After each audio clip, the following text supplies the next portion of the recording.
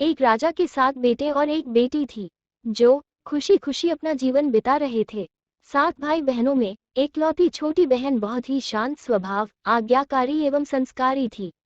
उनमें सबसे बड़े भाई का विवाह हो चुका था। सातों भाइयों में सबसे छोटा भाई एक आंख से अंधा था। छोटे भाई के दिल में अपनी एकलौती बहन के लिए बड़ा प्यार एवं लगाव था।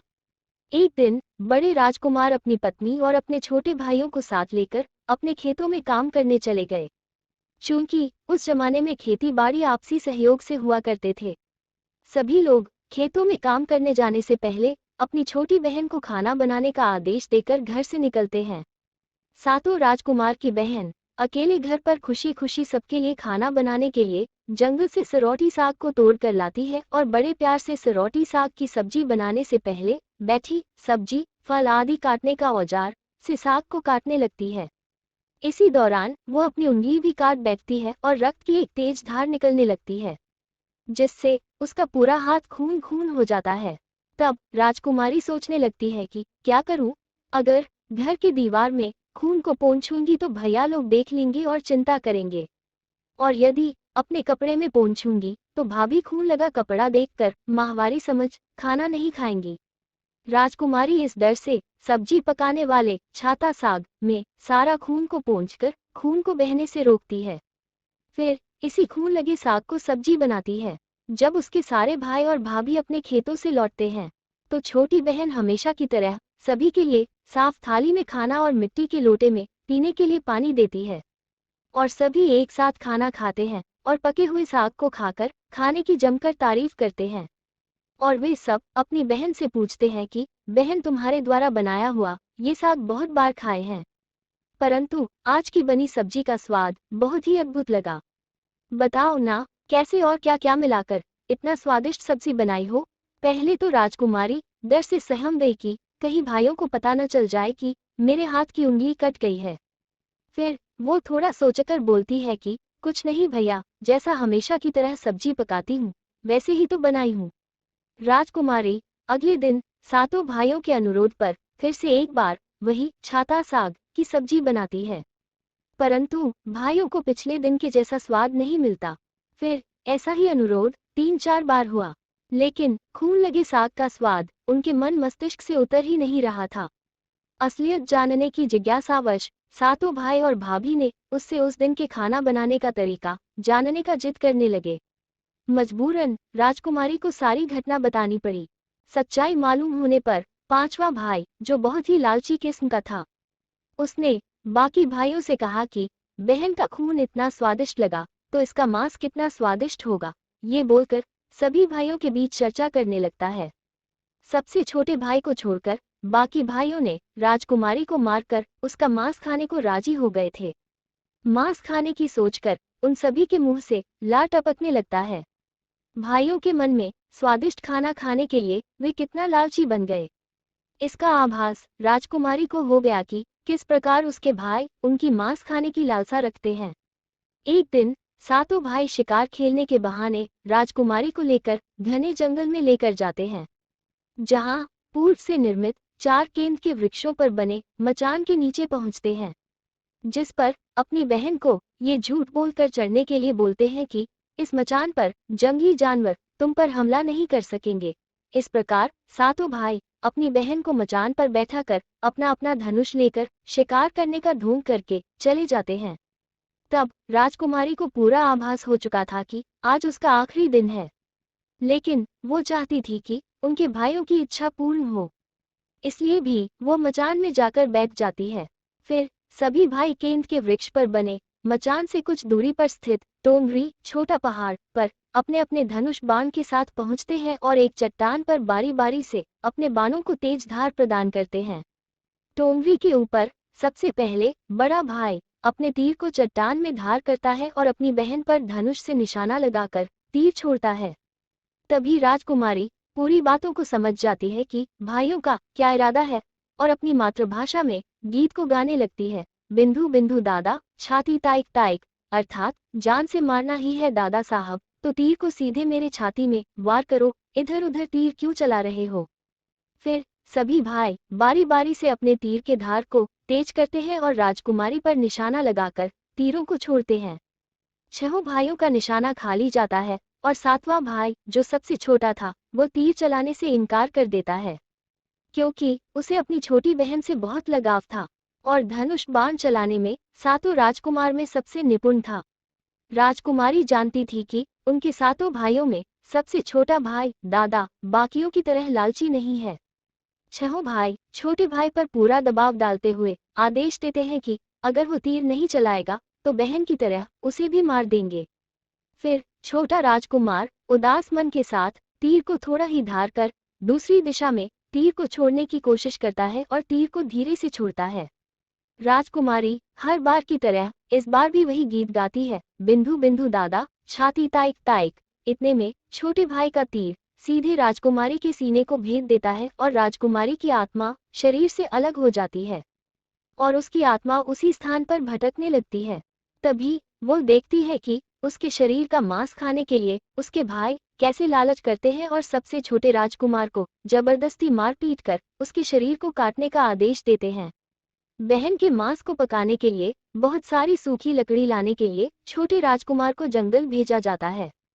छोटा भाई जंगल में खोज खोज कर ढेर सारा लकड़ी जमा करता है और सोचता है कि कैसे इतना सारा लकड़ी को ले जाऊंगा।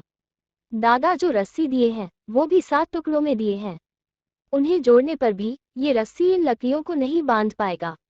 देर होने के डर से राजकुमार उदास होकर रोने लगता है और सच्चाई पता लगाने के लिए किसी काम का बहाना कर बाहर जा रहे हैं। बहन को याद करके रो ही रहा होता है कि तभी एक नाग देवता अपने कमरे में रखे खजूर के गोल मोड़े हुए चटाई के अंदर छुप जाते हैं। राजकुमार कुछ समय इंतजार के बाद राजकुमार देखते हैं नजर नहीं आता है। खूबसूरत सी लड़की राजकुमार को नाग देवता कमरे के अंदर आती है और सारे कमरे की साफ सफाई कर अपनी वापस उसी केंद्र में समा जाती है। नाग देवता उसे कहते हैं राजकुमार की आंखें लकड़ी में रस्सी रह जाती है जाता हूँ और तुम जैसे ही लकड़ी वहां राजकुमार की छोटी बहन की जैसी ही होती और राजकुमार ऐसा ही राजकुमार अगले दिन सभी बड़े बार उसी प्रकार छुप जाते हैं और जैसे ही वो सुंदर लड़की छोटा भाई की साफ सफाई के साथ टुकड़े होने के बावजूद केंद्र में जाने वाली होती सारा लड़की लेकर आता है। राजकुमार उस लड़की का हाथ पकड़ लेते हैं और तुरंत छोटे भाई को जला देते हैं पानी लाने के लिए, जिसके बाद वो लड़की हमेशा के लिए मानव छोटा राजकुमार हो जाती है पानी लाने के लिए और दोनों भाई बहन खुशी खुशी अपना जीवन में पानी भरता है। आज भी हर बरन में आषाढ़ी पूजा के दिन बकरा सारा पानी गिर जाता है गांव के घरों में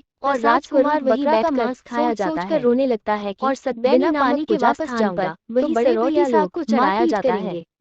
ये सारी घटना को दाढ़ी के मेढक, केकड़ा और मछली सुनवर देख रहे थे और वे तीनों राजकुमार को रोता देखकर पूछते हैं कि क्यों रो रहे हो। फिर राजकुमार उन्हें अपनी आपबीती को विस्तार से बतलाता है और कहता है कि मैं अपनी प्यारी बहन के शरीर का मांस कैसे खा सकता हूँ, नहीं खाऊंगा तो बड़े भैया लोग मारपीट करेंगे। तब मेढक कहता है कि तुम परेशान मत हो, हम सब मेढक घड़ा के छेद में चिपक जाते हैं।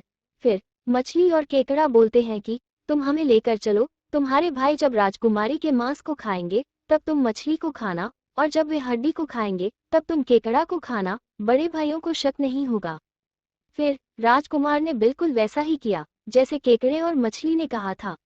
रात को जब राजकुमारी का पका हुआ मांस खाने को परोसा गया तब बड़े भाइयों से छुपाकर वो मांस को दीमक के टिल्हे में डाल देता है और समय बीतने पर वहां बांस का एक बड़ा बुदा झुंड उगता है।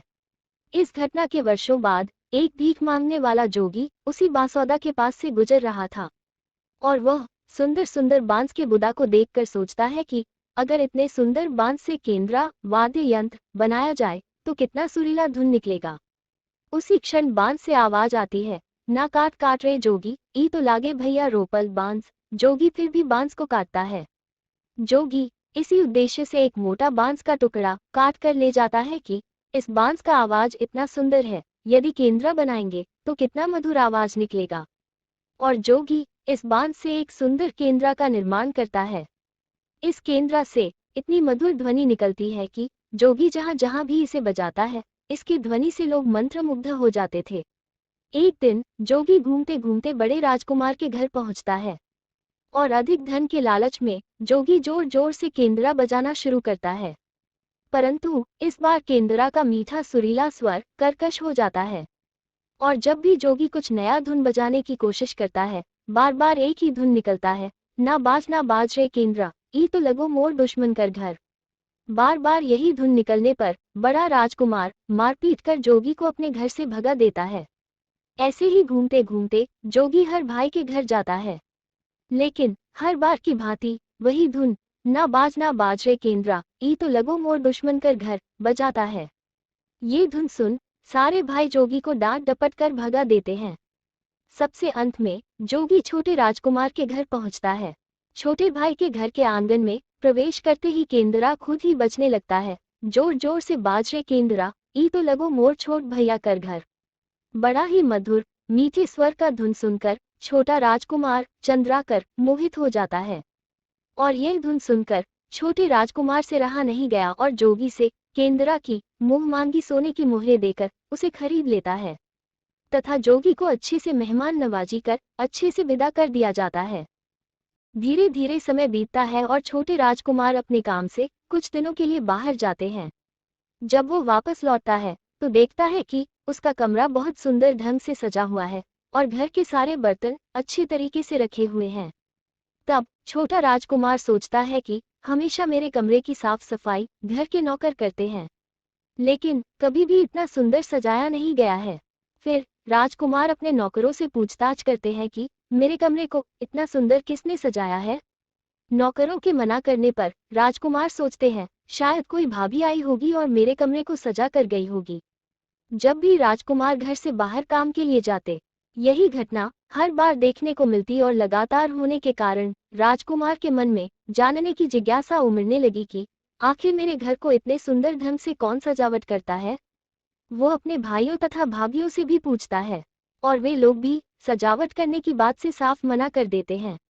एक दिन राजकुमार सच्चाई पता लगाने के लिए किसी काम का बहाना कर बाहर जा रहे हैं बोलकर निकलते हैं और छुपकर पुनः वापस आकर अपने कमरे में रखे खजूर के गोल मुड़े हुआ चटाई के अंदर छुप जाते हैं।